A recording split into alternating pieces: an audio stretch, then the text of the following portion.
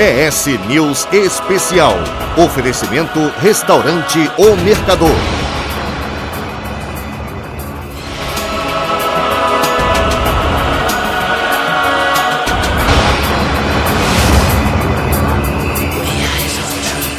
O ES News Especial está no ar com o resumo das principais notícias e acontecimentos da semana. No programa de hoje você vai ver: a caça aos corruptos está nas ruas. Tribunal lança grupo de combate à corrupção eleitoral e pede ajuda dos eleitores para chegar a quem cometer irregularidades durante a campanha. Brincando de boneca. A Faculdade de Medicina usa um boneco para simular procedimentos. Nem todo mundo aprova.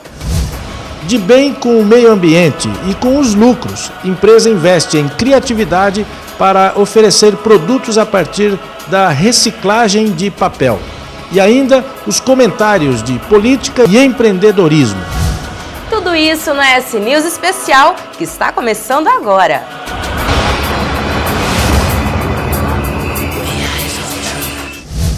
O Tribunal Regional Eleitoral lançou esta semana um grupo de combate à corrupção eleitoral. O grupo é formado por autoridades da magistratura, Ministério Público e policiais e vai atuar nas denúncias de irregularidades durante a campanha eleitoral deste ano. A apresentação essa semana teve um tom formal, com as autoridades perfiladas e depois em volta de uma mesa, quase sem assunto. Um perfil diferente de outras campanhas, onde as entidades sociais faziam parte dos chamados mutirões da cidadania contra a corrupção. Desta vez, as entidades não apareceram, mas o novo presidente do TRE afirma que o eleitor é a figura mais importante. É dele que devem partir as denúncias que serão investigadas por esse grupo. Uma faculdade de medicina daqui da Grande Vitória decidiu usar bonecos para simular procedimentos.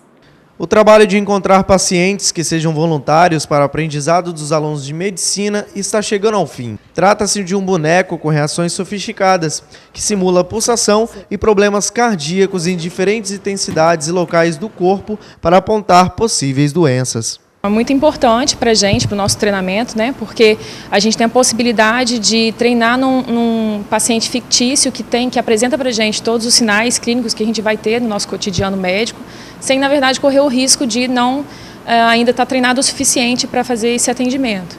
André já está no 8º período de medicina.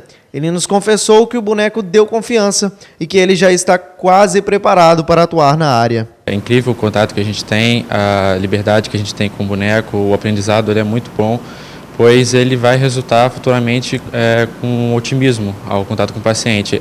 O boneco é de extrema importância para o aprendizado, mas ele não tem sangue, não tem risco de contaminação. Segundo os médicos, isso é ruim, pois substitui totalmente a presença humana. Com a chegada do bonecos na simulação realística das práticas, faz com que o treinamento possa ser feito de maneira mais segura para o paciente. Mas ela não substitui o treinamento também em pacientes ao vivo, né? Pacientes reais. Defensoria Pública quer o fim do improviso no atendimento público de saúde. O que mais chamou a atenção dos defensores foi a unidade de saúde de Carapina Grande. É que a prefeitura transferiu o atendimento para uma igreja, que, segundo os médicos, sem as condições adequadas de trabalho. Assim, não se pode dar aos pacientes a atenção que eles precisam. As salas que servem de ambulatórios têm problemas na parte elétrica, infiltrações e algumas são muito pequenas. As irregularidades constatadas levaram o representante da Defensoria Pública a propor o fechamento da unidade. Na verdade, é uma unidade de saúde improvisada que funciona dentro de uma igreja evangélica, sem a menor estrutura de atendimento. Entendi. E agora a situação vai ficar como da unidade de saúde? Quando a gente foi lá, eles ficaram até um pouco assustados, porque eles não esperavam essa fiscalização da Defensoria Pública. Nós vamos instaurar um processo administrativo para investigar os fatos. Pretendemos ouvir a explicação do secretário de saúde, mas lá a situação é tão drástica que eu não vejo outra saída a não ser fechar o posto. O trabalho faz parte das atividades de núcleo da Defensoria Pública, voltado exclusivamente para os problemas da área da saúde. O Sindicato dos Médicos acompanha as vistorias, dando uma visão técnica sobre a qualidade dos serviços. A próxima visita será no mês de agosto, mas os locais só serão avisados momentos antes. Que temas vão dominar os debates nas eleições deste ano? Giovanni César. O quadro continua se alterando mesmo após o registro das candidaturas. Por exemplo, o delegado Fabiano Contarato, que era candidato ao Senado pelo PR na chapa de Renato Casagrande, essa semana, ou melhor, semana passada, jogou a toalha. No lugar dele entrou Neucimar Fraga, ex-prefeito de Vila Velha. A pergunta que se faz é, ele fica com os mesmos suplentes de Contarato ou pode trocar também os suplentes? Com a palavra, o Tribunal Regional Eleitoral. Outra coisa que repercutiu muito essa semana foi o resultado de uma pesquisa apontando o ex-governador Paulo Artung como favorito, à frente de Renato Casagrande, que aparece em segundo lugar. Mas será que pesquisa, mudança de quadro, mudança de nomes, isso interessa ao eleitor? Na verdade, o que interessa para a sociedade são as propostas, os assuntos que são debatidos pelos candidatos e as propostas apresentadas, aquilo com as quais eles se comprometem durante a campanha para cumprir quando forem eleitos, cumprir ou não, né? Por exemplo, no campo ambiental, o que eles pretendem fazer? Como vai ser a relação do governo com a sociedade em relação à fiscalização, licenciamentos, orientação aos municípios, técnicos para atuar na área ambiental e para fazer cumprir as leis. Outro assunto, educação. Qual a estrutura que eles propõem para a educação? Como vai ser a relação, a orientação aos municípios? Como vai funcionar a rede? O que fazer para melhorar os índices de educação nas escolas aqui do Espírito Santo? Um outro assunto é a questão da saúde. Será que o futuro governador ou os candidatos se propõem a melhorar a saúde? Até quando o Espírito Santo vai conviver, por exemplo, com gente superlotando corredores dos hospitais, gente dormindo, usando o chão como leito, né? Isso tudo precisa ser debatido e as soluções precisam aparecer, as propostas agora. Um outro assunto, esse aí fica para um próximo comentário, é a segurança pública, que é um capítulo à parte nas propostas dos candidatos.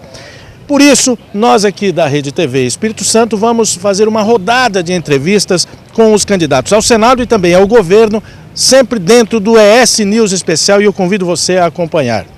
Mas durante esse período nós vamos levar ao ar um resumo das notícias, das principais notícias da semana e também os nossos comentaristas. Por falar em comentaristas, eu vou chamar um deles, com a palavra Eurípides Pedrinha, o consultor Eurípides Pedrinha, que é um dos nossos comentaristas. O dia a dia de um empresário é sempre tomado de muitas tarefas, de muitas decisões. Na verdade, é sempre um corre-corre. São aspectos de contas a pagar, contas a receber, questões das equipes de atendimento a cliente, controle de estoque, trato com fornecedores, enfim, o dia inteiro a sua atenção é tomada por um conjunto de decisões dos seus negócios. Mas existem algumas decisões que eu considero muito importantes e que dizem respeito principalmente ao dono da empresa, que é ele mesmo quem tem que estar atento. E a gente pode dividir essas decisões meio que manhã, tarde e noite, para chamar a atenção desse empresário. Vamos comigo. Algumas dessas questões estão ligadas a como aumentar o giro do negócio, como conseguir mais clientes para comprar os seus produtos e os seus serviços. Outras questões dessas estão ligadas a como reduzir os seus custos. Redução de custo é algo que a gente tem que pensar todo dia, porque todo dia eles teimam em subir. Outro aspecto fundamental a ser considerado pelos empresários é conseguir responder à pergunta: em que eu estou me tornando melhor do que os meus concorrentes? Como a minha empresa está ganhando competitividade diante do mercado? Estar atento a essas três questões, como melhorar o giro, como reduzir os custos e como se tornar melhor do que os seus concorrentes, são decisões que devem ser sempre observadas com muita atenção e muito carinho pelo principal ente da empresa, o empresário, o dono.